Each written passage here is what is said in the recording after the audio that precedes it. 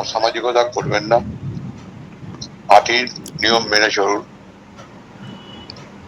পার্টির নিয়ম মেনেই কোথাও কিছু অভিযোগ জানানো তাহলে জানান, কিন্তু পার্টির ভবন, পার্টি দপ্তর আমাদের সকলের।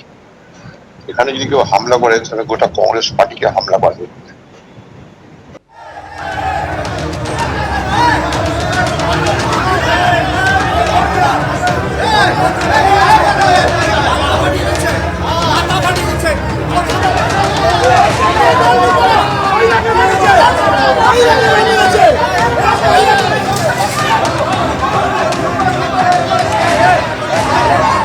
এটা সেই মুহূর্তের ছবি দেখতে পাচ্ছেন যখন পরিস্থিতি এইরকম উত্তেজনাপূর্ণ হয়ে ওঠে এবং মূল যেটা অভিযোগের জায়গা প্রার্থী অসন্তোষ। এই প্রার্থী অসন্তোষকে ঘিরে একেবারে রক্তারক্তি কাণ্ড বেঁধে গেল বিধান ভবন, যেটা প্রদেশ কংগ্রেসের সদর দপ্তর। সেইখানে এইরকম পরিস্থিতি তৈরি হলো যে কেন্দ্রীয় বাহিনী মোতায়েন করতে হলো।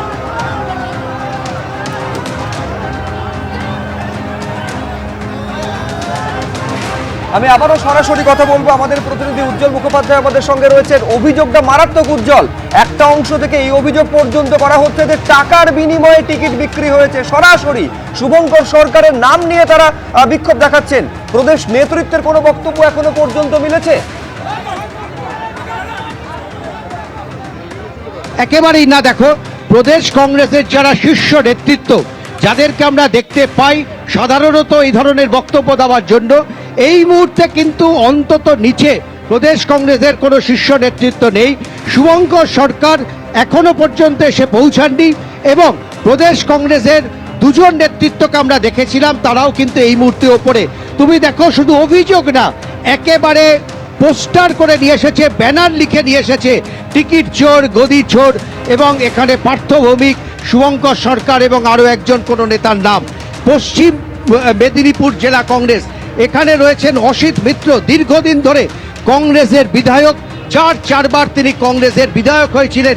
সেই অসিত মিত্রকেও আমরা দেখতে পাচ্ছি এখানে, তিনি নেতৃত্ব দিচ্ছেন, আন্দোলন করছেন।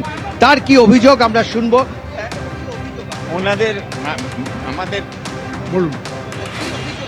আমার অভিযোগ হচ্ছে, আমাদের অভিযোগ হচ্ছে, এখানকার মানুষ যারা এখানে এসেছেন তারা এসেছিলেন সাধারণ মানুষের সঙ্গে সমস্ত কাজ। আমি খালি একটা কথা জানতে চাই, সেন্ট্রাল ফোর্স এই মুহূর্তে প্রদেশ কংগ্রেস দপ্তর পাহারা দিচ্ছেন যাতে কোনো অশান্তি না হয়। আপনি এই ছবি কখনো দেখেছেন?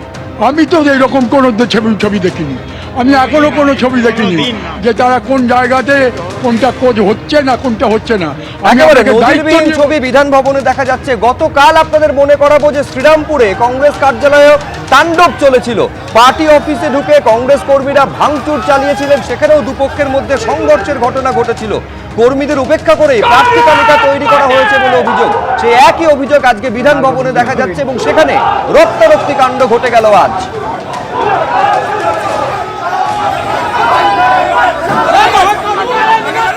এবিপি আনন্দ, এগিয়ে থাকে, এগিয়ে রাখে।